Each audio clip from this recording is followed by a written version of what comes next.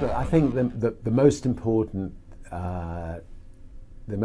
thing about running a company is to remember all the time what a company is. A company is simply a group of people, and as a leader of people, you have to be a great listener, you have to be a great motivator, you have to be very good at praising and looking for the best in people.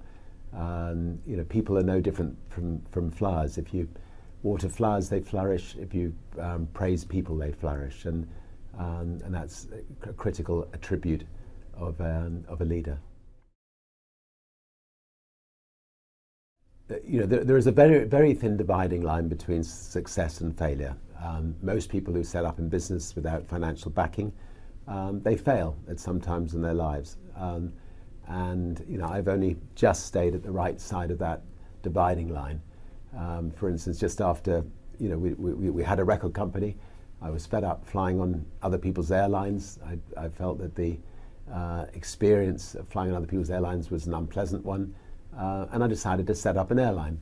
Our bank went into complete panic attack. And when I came back from doing the inaugural flight of Virgin Atlantic's very first flight from London to New York, I came back to find the bank manager sitting on my doorstep and informing me that they were going to close Virgin down on the Monday, and this was the Friday, and that I had 2 days to effectively pay them off the monies that they'd loaned us.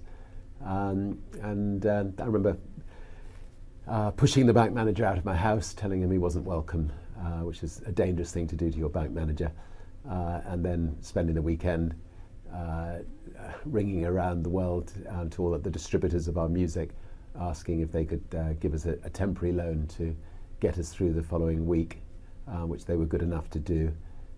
And by the end of the week, we'd changed banks.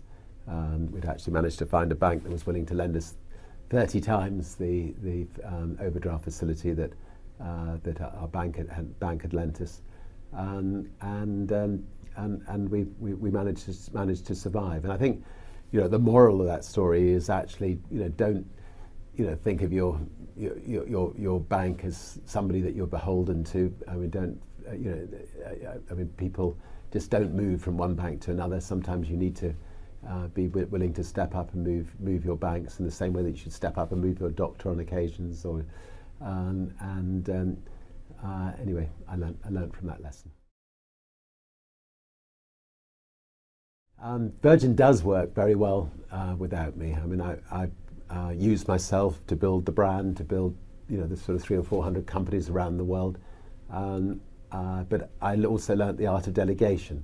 I have a fantastic team of people who run the Virgin companies, give them a lot of freedom to run the companies as if they were their own companies, give them the freedom to make mistakes. And you know, the Virgin brand is now maybe one of the top 20 brands in the world, well respected. And you know, when my balloon bursts, Virgin will continue to flourish. And